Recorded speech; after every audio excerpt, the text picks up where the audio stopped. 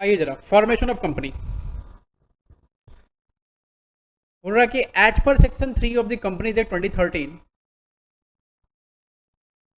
What are the requirement of formation of a company.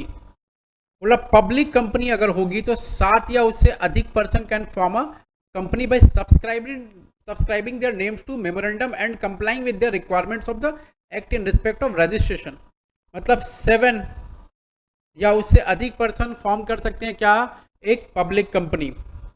2 या उससे अधिक पर्सन फॉर्म कर सकते हैं क्या, एक प्राइवेट कंपनी। और एक आदमी फॉर्म कर सकता है क्या, एक 1 ओपीसी यानी 1 पर्सन कंपनी। सबसे पहले प्रमोटर्स इंपॉर्टेंट है कि प्रमोटर्स कौन होते हैं। देखना पहले बचपन में आप पढ़े होंगे बिजनेस स्टडीज वगैरह में कि प्रमोटर्स को conceive the idea of incorporating the company, वो प्रमोटर्स होते जी नहीं, ये सब यहाँ अप्लीकेबल नहीं होगा। ठीक है, प्रमोटर्स डिफाइंड है सेक्शन 2 क्लॉज नंबर 69 में। बोला promoter means a person who has been named in such as such in the prospectus or is identified by the company in annual return referred to in section 92। देखो ना, companies act 1956 में ना promoter defined नहीं था, लेकिन अभी यहाँ companies Act 2013 में प्रमोटर डिफाइंड है। बोला प्रमोटर कौन है, तो who has been named as such, जिसको प्रमोटर के तौर पर नेम्ड किया गया किसमें, प्रोस्पेक्टस में। तो मोस्ट इंपॉर्टेंट पॉइंट याद करने का क्या है कि जिसका प्रोस्पेक्टस में नाम है, बोलो बोलो बोलो, जिसका प्रोस्पेक्टस में नाम है। नाम है, कहाँ नाम है भाई, प्रोस्पेक्टस में नाम है, प्रोस्पेक्टस में नाम है। या तो फिर जो एनुअल रिटर्न में, एनुअल रिटर्न किसको जाता है पता, आरओसी को जाता है, जो एनुअल रिटर्न में आइडेंटिफाइड है, एनुअल रिटर्न में आइडेंटिफाइड है, वो कौन है, प्रमोटर। तो प्रमोटर का पहला कंडीशन जिसका प्रोस्पेक्टस में नाम है, नाम है, नाम है, और जो एनुअल रिटर्न में आइडेंटिफाइड है, आइडेंटिफाइड है। ठीक है, दूसरा दूसरा पॉइंट दूसरा पॉइंट, ये पहला पॉइंट हो गया, दूसरा पॉइंट बोल रहा who has control over the affairs of the company. Control over the affairs बोल रहा जिसका कंपनी के अफेयर्स पर कंट्रोल है, डायरेक्टली या फिर indirectly, whether as a share holder या डायरेक्टर या फिर अदरवाइज। अभी डिटेल नहीं जाना कि अदरवाइज का मतलब क्या होता है, ये क्या है, वो क्या है, ऐसा कुछ ऐसा कुछ ऐसा कुछ। ठीक है,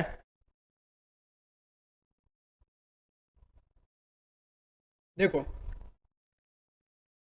पहला क्या हो गया, प्रोस्पेक्टस याद रखेंगे, दूसरा क्या हो गया, कंट्रोल। ठीक है, कंट्रोल कैसा, आइदर डायरेक्टली और indirectly, as a share holder और डायरेक्टर और otherwise.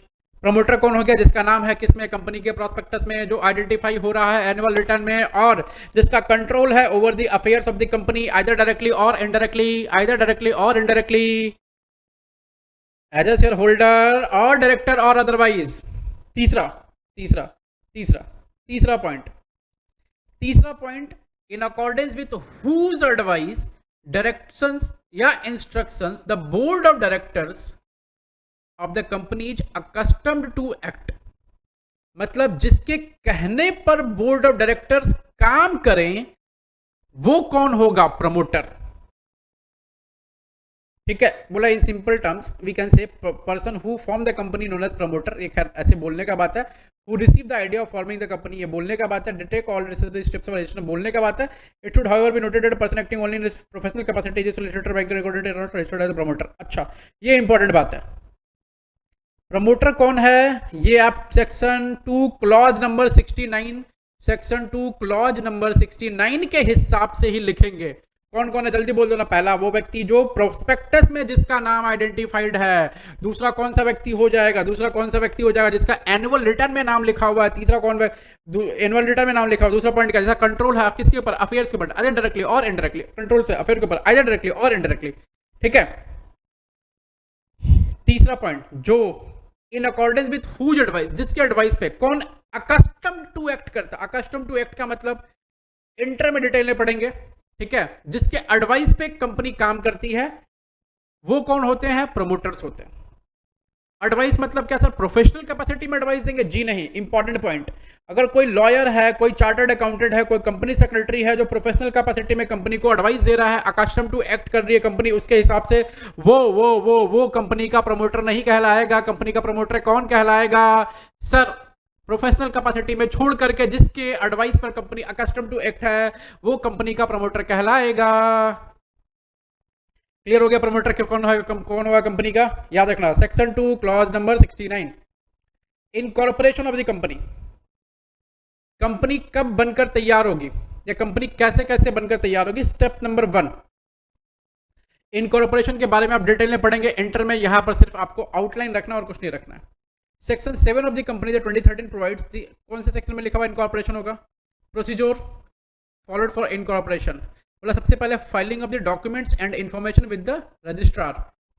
For the registration of the company following documents and information are required to be filed with the registrar within those jurisdiction registered office of the company is propose to be situated. देखो detail में पहले name के लिए apply करते हैं, name आता है, फिर नेम जब आ जाता है फिर डॉक्यूमेंट वगैरह सबमिट करते हैं, ऐसे करके डिटेल बहुत सारा काम है। ठीक है, तो हमें सिर्फ क्या करना है, हमें सिर्फ आउटलाइन पढ़ना है इनकॉर्पोरेशन के बारे में, हमें डिटेल नहीं पढ़ना इनकॉर्पोरेशन के बारे में। याद रखेंगे हमारे सिलेबस में नहीं है इसलिए हम डिटेल नहीं पढ़ेंगे। तो क्या क्या डॉक्यूमेंट सबमिट होंगे, याद रखेंगे डॉक्यूमेंट्स। क्वेश्चन पूछ सकता है कि what are the documents to be submitted for incorporation of a company.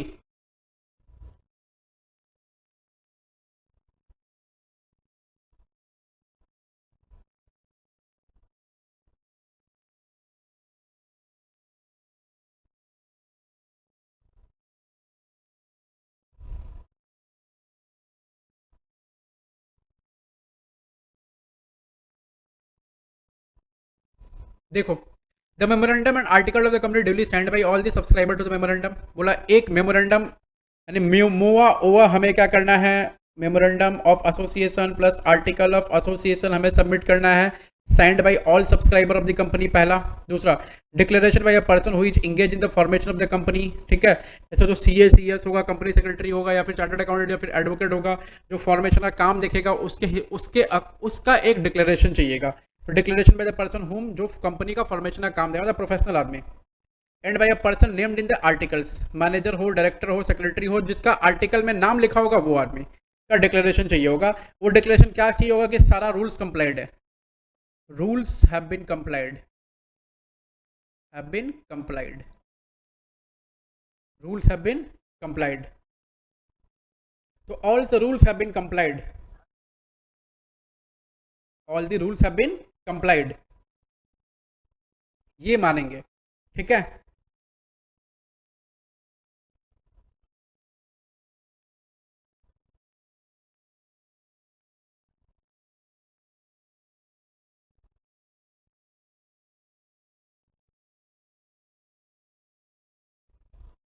देखो तो पहला डॉक्यूमेंट क्या जमा होगा, पहला डॉक्यूमेंट मोआ ओवा signed by all the person यानी ऑल द सब्सक्राइबर।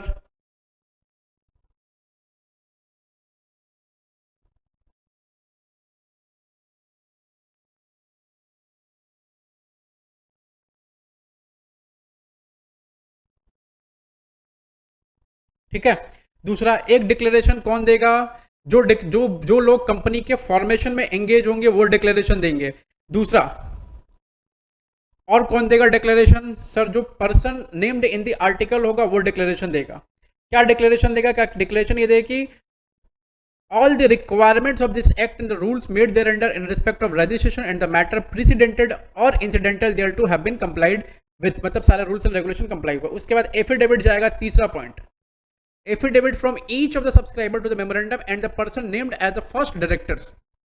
तो जो सब्सक्राइबर होंगे वो उनका, जो सब्सक्राइबर होंगे उनका, each subscriber plus first director का क्या जाएगा, एफिडेविट जाएगा। और एफिडेविट किस लिए आता है पता है, एफिडेविट एक तरह का कसम है, कसम कसम कसम, कि हम कसम खाते हैं क्या, कि किसी भी तरह से हम कोई भी अपराध नहीं किए हैं माई बाप, हम कोई भी अपराध नहीं किए हैं माई बाप, हम कोई भी अपराध नहीं किए हैं।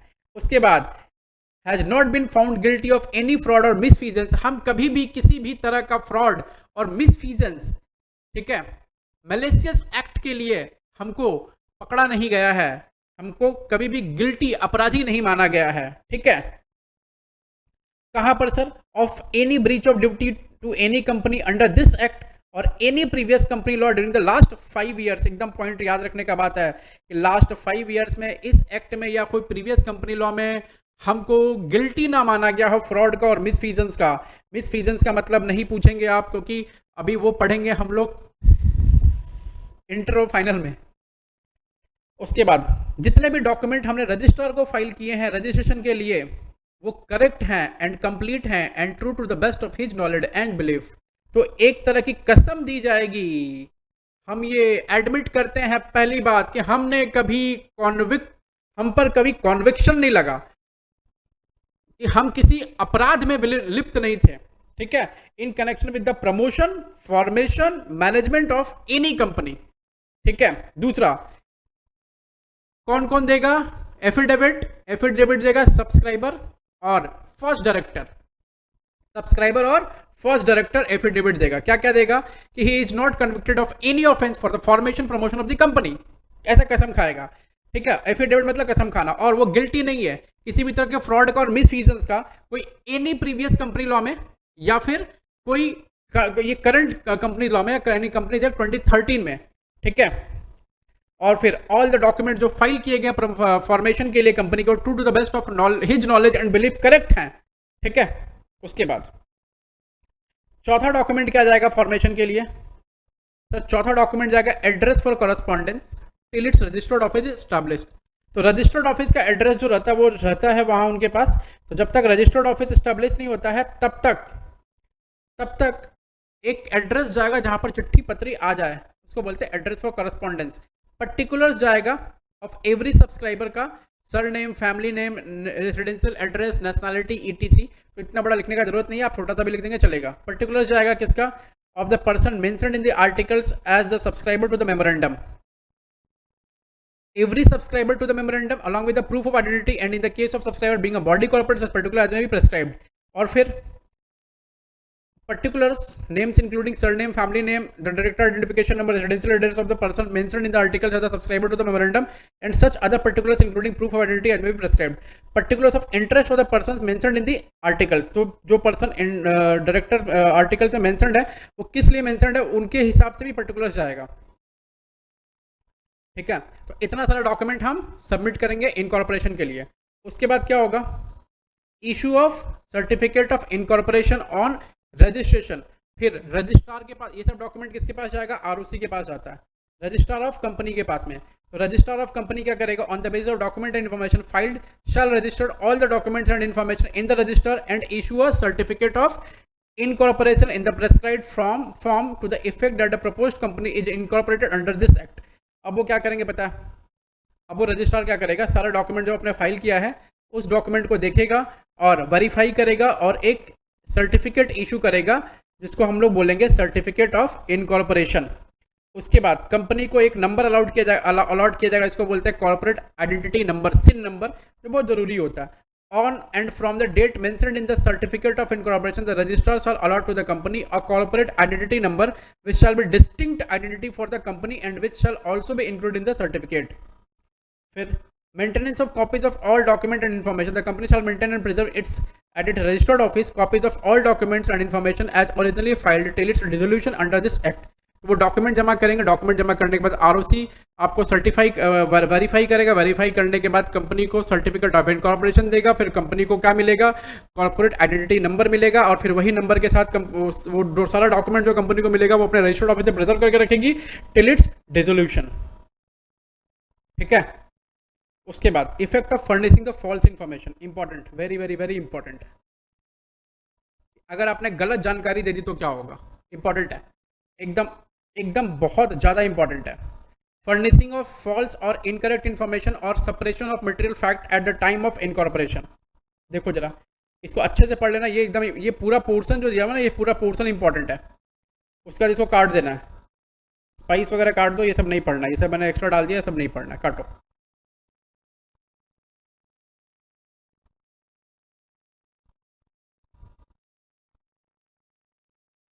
बोल रहा अगर किसी व्यक्ति ने फर्निश किया फॉल्स और इनकरेक्ट इंफॉर्मेशन, याद रखना प्लीज मार्क कर लो, फॉल्स या इनकरेक्ट इंफॉर्मेशन, ठीक है।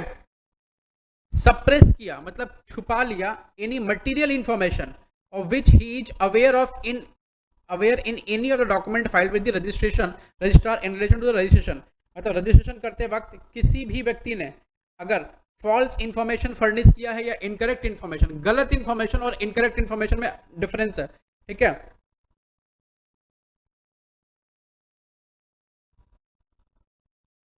या फिर सप्रेस किया कोई मटेरियल इंफॉर्मेशन जो जरूरी था कंपनी को रजिस्टर करने के लिए और उसको इस बात की जानकारी थी, he was aware that the information is incorrect या he is suppressing the information,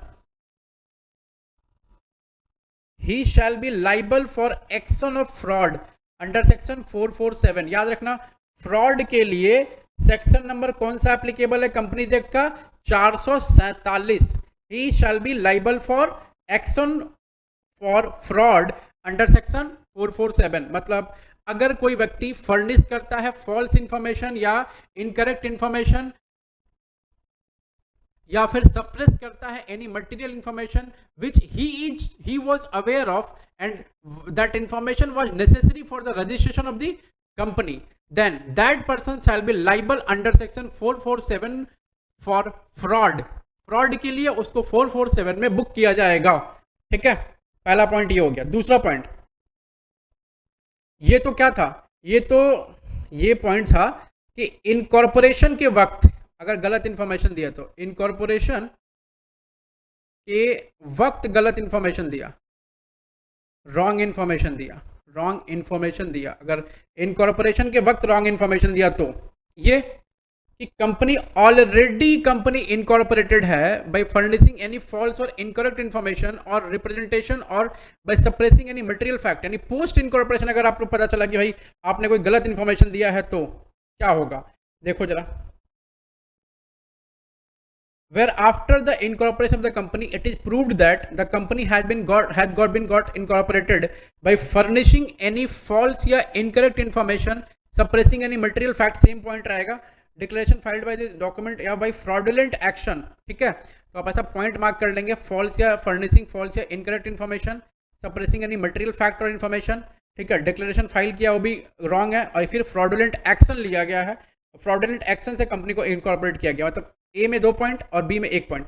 तो कौन कौन लाइबल होगा? द प्रमोटर्स यानी person named as the first directors of the company, यानी प्रमोटर एक ये लाइबल होगा, नंबर 1 प्रमोटर लाइबल होगा, नंबर 1। दूसरा person named as the first director वो लाइबल होगा, and the person making declaration under this section shall each be liable for action for fraud under section 447। तो उसको 447 में बुक किया जाएगा। तो कौन कौन पर्सन होगा?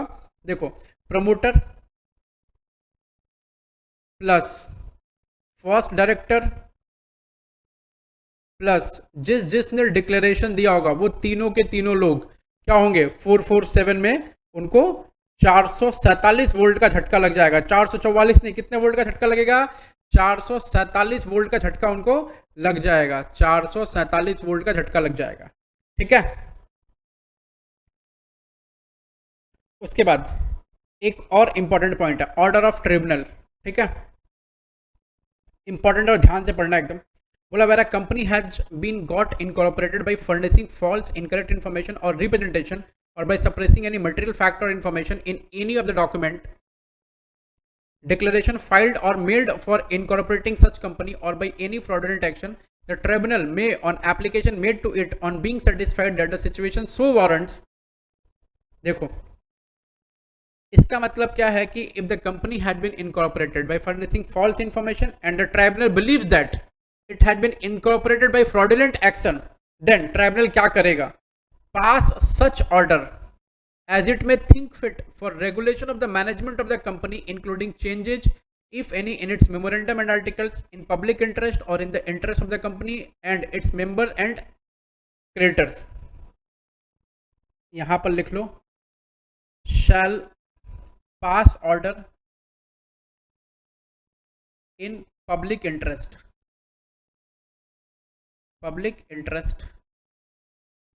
Plus change MOA and AOA, बस। तो पहला पॉइंट रहेगा क्या? वो ऑर्डर पास करेगा दूसरा, direct the liability of the member shell be unlimited, वो बोल दिया कि लाइबिलिटी मेंबर का क्या रहेगा, अनलिमिटेड हो जाएगा, लाइबिलिटी मेंबर लोगों का अनलिमिटेड हो जाएगा। फिर direct removal of the name of the company, वो कंपनी का नाम को रिमूव करने के लिए बोल देगा, कहाँ से, रजिस्ट्रार को बोल देगा भाई कंपनी का नाम रिमूव कर दो from the register of companies. Pass करेगा order for winding up, important point है, वाइंडिंग अप के लिए ऑर्डर पास करेगा कि कंपनी को बंद कर दो। उसके बाद pass such other orders as it may deem fit provided that before making any order the company shall be given a reasonable opportunity of being heard, मतलब कंपनी को सुनवाई के लिए मौका देगा, ROBH मिलेगा, ठीक है, reasonable opportunity for being heard. The tribunal shall take into consideration the transaction entered into by the company including obligation if any contracted और पेमेंट ऑफ एनी लायबिलिटी। तो आप याद रखेंगे पांच ऑर्डर्स दे सकता है कौन, 5 ऑर्डर्स, कौन, ट्रिब्यूनल। पहला वो ऑर्डर देगा कि for regulation of the management of the company, या फिर मूवा ओवा को वो चेंज करने का ऑर्डर देगा, shall give order in the public interest, मतलब पहला ऑर्डर हो गया। दूसरा क्या करेगा, he shall the tribunal shall direct the members that their liability shall be unlimited, मतलब will be unlimited from that particular point of time. उसके बाद the tribunal shall order the registrar of company to remove the name of the company from the register of the companies, company के register से उसका नाम को हटा देना, company के रजिस्टर से उसका नाम को हटा देना। उसके बाद कंपनी के वाइंडिंग अप ऑर्डर, कंपनी के लिए वाइंडिंग अप ऑर्डर पास कर देना, ठीक है। उसके बाद जो ट्राइब्यूनल ऑर्डर देगा, वो ऑर्डर देने के पहले कंपनी को reasonable opportunity of being heard देगा, reasonable opportunity of being heard देगा, और वो जो reasonable opportunity of being heard देगा उसके बाद ही वो कंपनी को वाइंड अप कर सकता है या फिर ये सब ऑर्डर पास कर सकता है, ठीक है। तो ये पॉइंट एक बार याद रखेंगे, आपको नॉक टू नॉक याद नहीं रखना, बस पॉइंट याद रखना आपको।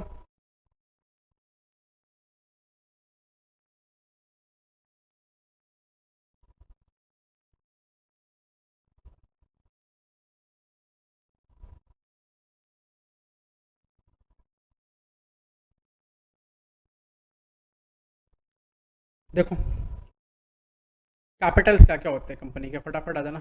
ऑथोराइज कैपिटल और नॉमिनल कैपिटल, मतलब जिस कैपिटल के साथ कंपनी रजिस्टर होगी मेमोरेंडम में, वो मैक्सिमम अमाउंट ऑफ शेयर का जो जिस कैपिटल के साथ कंपनी रजिस्टर होती है मेमोरेंडम को लेकर के, वो उसको बोलते हैं हम लोग ऑथोराइज कैपिटल। मतलब company can maximum issue this particular quantum of shares to the public, ठीक है। इशूड कैपिटल क्या होगा, issued capital means the capital which has been issued to the public out of authorise capital. तो authorise capital में जो capital issue होगा public को, उसको इशूड कैपिटल बोलेंगे। Just read it out. Subscribed capital मतलब the number of shares that has been subscribed bye the public out of issued capital. Called up capital क्या होगा, it is the capital which has been called up by the company out of issued capital. मतलब 10 रुपए का share है, 1000 share issue किए, तो 10 into 1000 कितना होगा, 10 इंटू 1000 होता है 10,000 रुपया। तो हमने मान लो 8 मांगा है, तो 1000 इंटू 8 रुपया इक्वल टू 8000 रुपया ही हमारा कॉल्ड अप कैपिटल होगा। पेड अप कैपिटल मतलब जितना पैसा उन्होंने हमें पे किया है वो पेड अप कैपिटल होगा।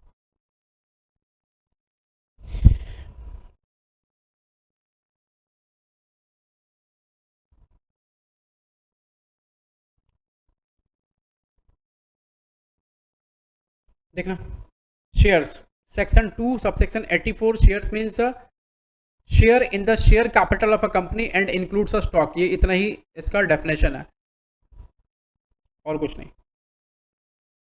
अब थोड़ा थोड़ा चीज़ आपको याद रखना है। Shares is an interest in the company. Share is not a sum of money but it is an interest measured by a sum of money and made up of various rights content in the contract including right to sum of money of a more or less amount. तो आपको बस इतना याद रखना है कि share मतलब सिर्फ हिस्सा नहीं है, शेयर मतलब उसमें कंपनी में अधिकार, राइट, ठीक है। शेयर्स मूवेबल प्रॉपर्टी होते हैं, सेल ऑफ गुड्स सेक्टर में पहले ही पढ़ चुका आपने। Share shall be numbered, shares numbered होने चाहिए। Every share in the company having share capital shall be distinguished by a distinctive number. This implies that every share shall be numbered.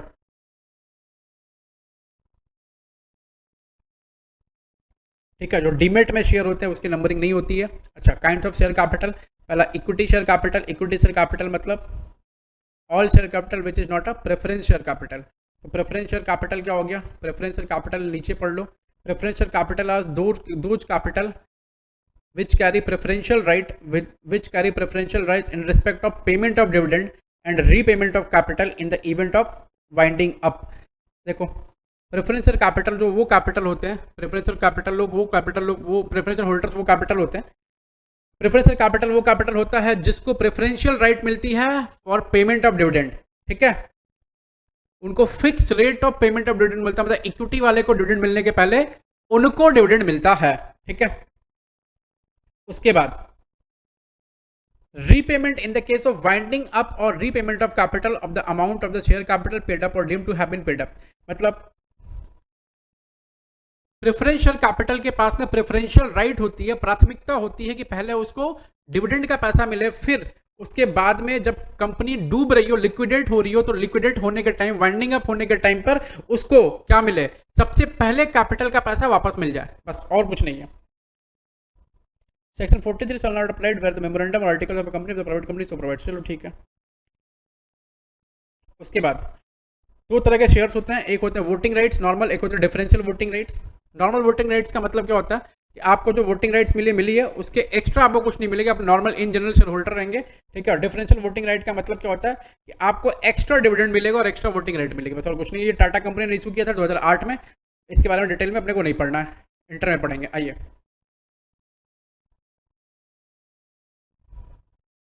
बाकी सब जो नहीं पढ़ा है वो सब काट देने का आप, बाकी जो मैंने नहीं पढ़ा है वो सब काट दो।